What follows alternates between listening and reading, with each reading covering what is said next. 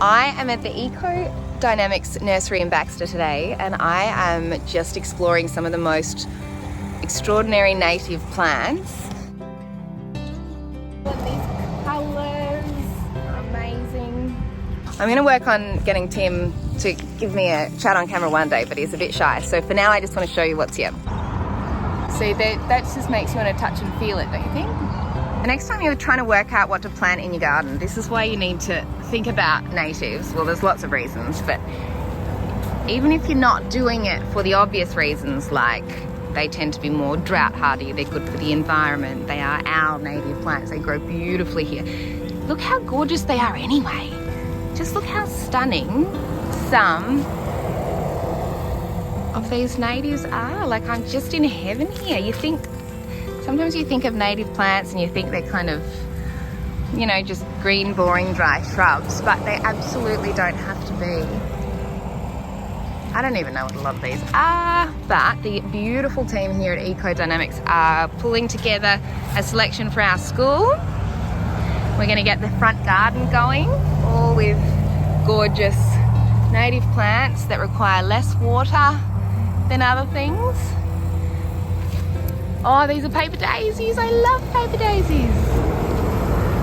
Aren't these the most beautiful, beautiful plants? See, the colours here are amazing. Are these ones mine? Yes. I also want to show you guys this irrigation system that they use.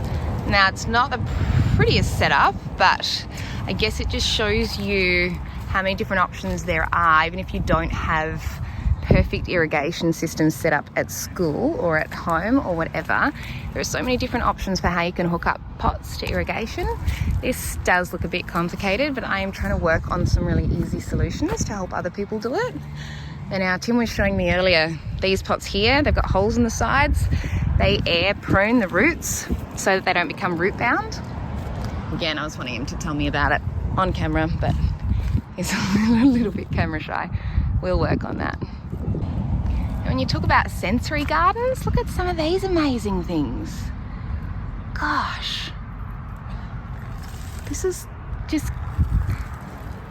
Guys, I just need to tell you, Australian natives are massively underrated, even from just a beauty perspective.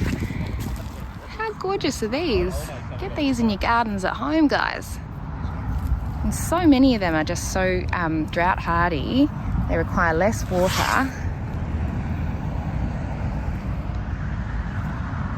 All these are our Australian native plants. And one day soon I'm going to come back here and someone else is going to give me a bit of a crash course on how to grow a lot of these. And I've also been learning about all the aquatic plants, so plants that sort of grow in water. So plants that need to be sitting in water to grow that are down here. Yeah. So this is the next thing I want to start learning about, is aquatic. So these are the type of native plants that grow really well at the side of, you know, rivers and lakes and marshes and stuff. And if you want to grow them at home, you've just got to make sure they're sitting in water, which is quite different to a lot of the other things you might grow at home. And I'm listening, I don't know if you guys can hear it right now, but I've just been listening to all the sounds of frogs. So you grow some of this beautiful stuff and it just attracts the wildlife. Frogs just come along and sit and hang out. So Ecodynamics is a really big organisation, sort of centred around environmental. They've got a really, really strong environmental lens. And again, I'm looking at all these things being like, how beautiful would these be in schools if we could somehow create like a water garden? We'd have to, I guess, find a way to do it in a way that we could ensure it was really safe. Look at these. I wish I could tell you what these are. I don't even know what they are. A way that was really safe, that I guess there's no drowning risk, but if you only need a really shallow bit of water, we could definitely find a way to do that. Now, what is this one? I can't see you, so you can talk. What is it? What are these? It's a Tetratheca. A Tetratheca. I want you to just have a look at some of the little textures here. If anyone's got any great ideas about these water gardens for schools, oh, I'm just in heaven here. Look at this. Look at this.